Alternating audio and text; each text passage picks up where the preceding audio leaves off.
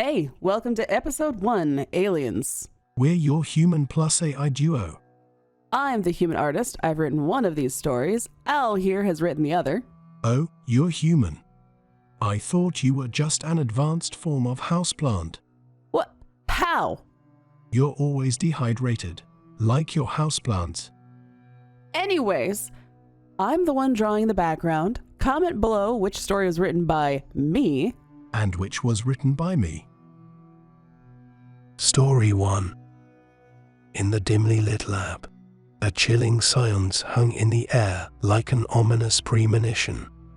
The coldness of the room seemed to seep into Dr. Cotter's bones as she cautiously approached the corpse of a monstrous alien creature her team had spent weeks studying.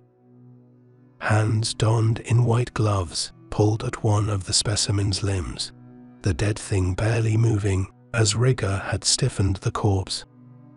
Dead, she assured herself aloud. Long dead. Of course it was. The damn thing had been retrieved weeks ago and hadn't moved an inch. Orders were to keep the specimen cold. They needed to gather as much as they could from this late visitor. They needed to know if there were more. The woman pulled at its limb again, raising a scalpel to cut away another section of skin to start her testing for the day. Its eyeless face shifted towards her, revealing a terrifying maw with a large center spike, once dripping with a venomous poison. Cotter's heart raced as she tried to maintain her composure. Shouldn't its fluids still be frozen? The doctor had always been intrigued by extraterrestrial life, but this encounter filled her with an overwhelming sense of dread. The red light, meant to illuminate the lab, now seemed to cast sinister shadows on the alien's carapace. Carter could feel the weight of the situation pressing down on her, like a nightmare she couldn't escape.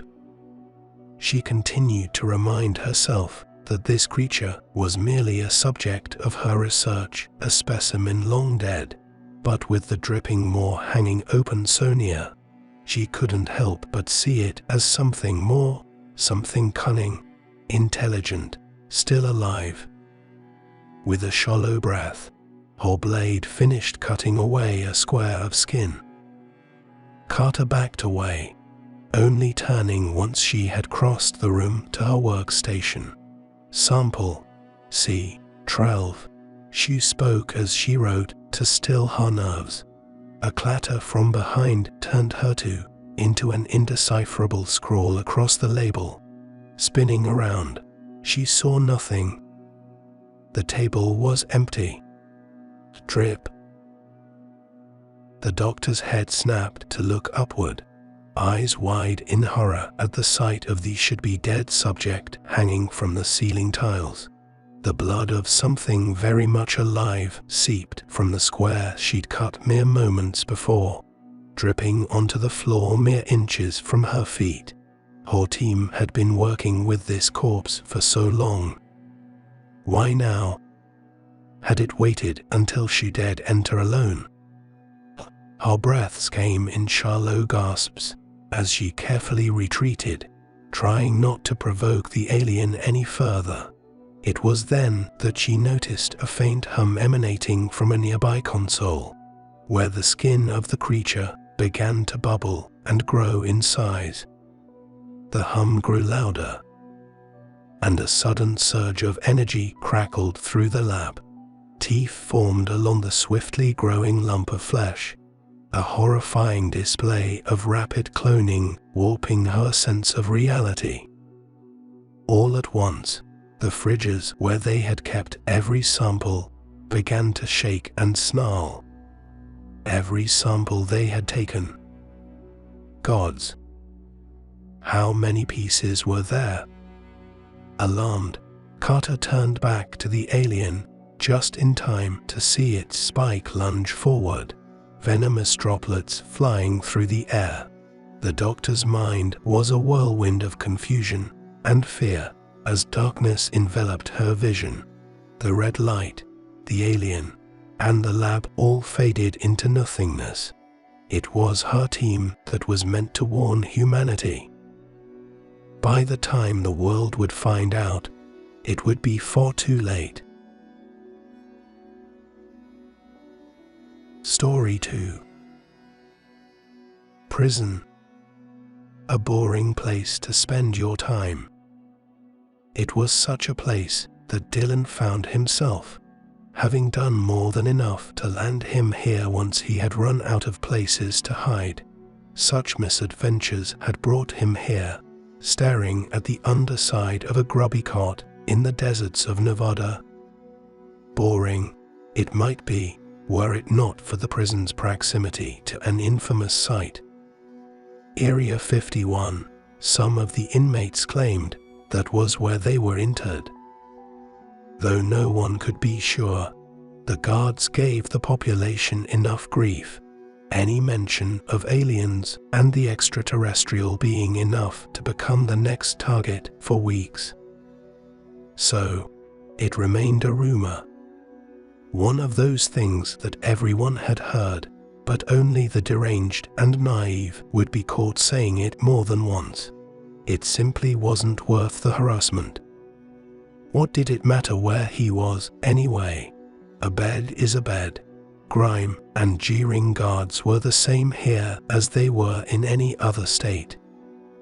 Though there were times that did not seem to make sense. Those who he had known, people who seemed fully about their wits, would become the most zealous about that rumor. Fear.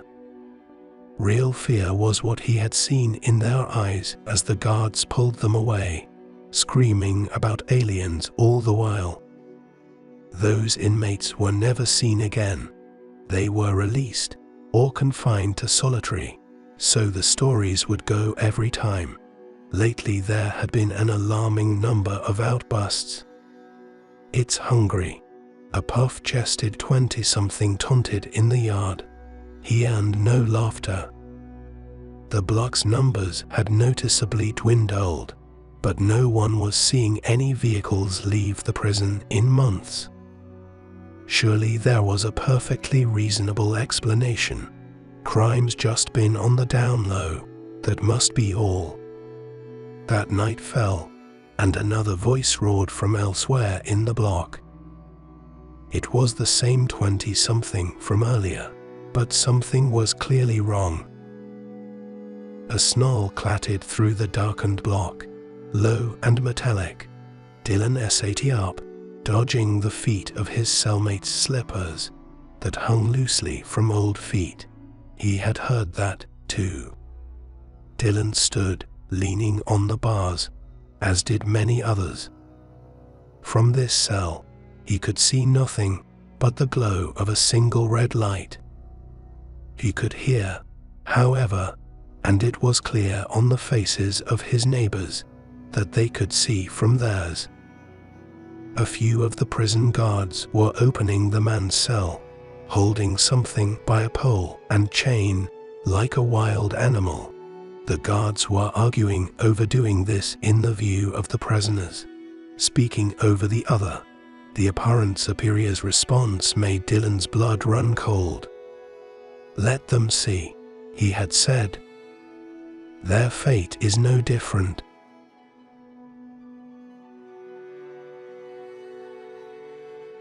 And so ends our tales.